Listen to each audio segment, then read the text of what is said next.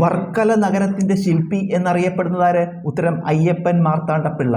അയ്യപ്പൻ മാർത്താണ്ഡപ്പിള്ളയാണ് വർക്കല നഗരത്തിന്റെ ശില്പി എന്നറിയപ്പെടുന്നത്. English East India company സ്ഥാപിതമായതെപ്പോൾ?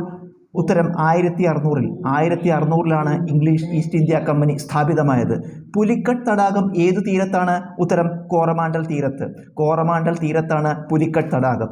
ആദ്യ ബാങ്ക് ദേശസാൽക്കരണം നടന്നതെപ്പോൾ? ഉത്തരം 4ാം പഞ്ചവത്സര പദ്ധതിക്കാലത്ത്. 4ാം പഞ്ചവത്സര പദ്ധതിക്കാലത്താണ് ആദ്യ ബാങ്ക് ദേശസാൽക്കരണം നടന്നത്. മുദ്രാ ബാങ്കിന്റെ പൂർണ്ണ രൂപമെന്ത്? ഉത്തരം micro units development and refinance agency എന്നാണ് മുദ്രാ ബാങ്കിന്റെ പൂർണ്ണരൂപം. മുദ്രാ ബാങ്കിന്റെ പൂർണ്ണരൂപം micro units development and refinance agency എന്നാണ്. പാകിസ്ഥാനിൽ നിന്ന് ഇന്ത്യയിലേക്ക് കുടിയേറിയ വ്യക്തിയുടെ പൗരത്വവുമായി ബന്ധപ്പെട്ട അനുച്ഛേദമേത്? ഉത്തരം അനുച്ഛേദം 6. അനുച്ഛേദം 6ആണ് പാകിസ്ഥാനിൽ നിന്ന് ഇന്ത്യയിലേക്ക് കുടിയേറിയ വ്യക്തിയുടെ പൗരത്വവുമായി ബന്ധപ്പെട്ട അനുച്ഛേദം.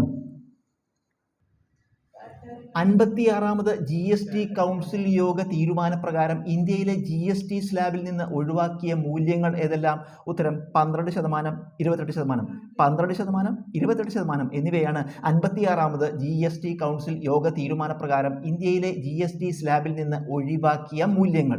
പാർലമെന്റിന്റെ പ്രധാനപ്പെട്ട ധനകാര്യ കമ്മിറ്റിയായ എസ്റ്റിമേറ്റ്സ് കമ്മിറ്റിയുടെ കാലാവധി എത്ര? ഉത്തരം 1 വർഷം. 1 വർഷമാണ് പാർലമെന്റിന്റെ പ്രധാനപ്പെട്ട ധനകാര്യ കമ്മിറ്റിയായ എസ്റ്റിമേറ്റ്സ് കമ്മിറ്റിയുടെ കാലാവധി. കോശത്തിലെ മാംസ്യ നിർമ്മാണ കേന്ദ്രം ഏത്? ഉത്തരം റൈബോസോം. റൈബോസോം ആണ് കോശത്തിലെ മാംസ്യ നിർമ്മാണ കേന്ദ്രം. കോശത്തിലെ ആത്മഹത്യാ സഞ്ചികൾ എന്നറിയപ്പെടുന്നത് ഏത്? ഉത്തരം ലൈസോസോമുകൾ. ലൈസോസോമുകളാണ് കോശത്തിലെ ആത്മഹത്യാ സഞ്ചികൾ എന്നറിയപ്പെടുന്നത്. മനുഷ്യ ശരീരത്തിലെ അരിപ്പ എന്നറിയപ്പെടുന്നത് ഏത്? ഉത്തരം വൃക്ക. വൃക്കയാണ് മനുഷ്യ ശരീരത്തിലെ അരിപ്പ എന്നറിയപ്പെടുന്നത്. ഏത് ജീവകത്തിന്റെ ശാസ്ത്രീയ നാമമാണ് സൈനോകൊബാലമിൻ?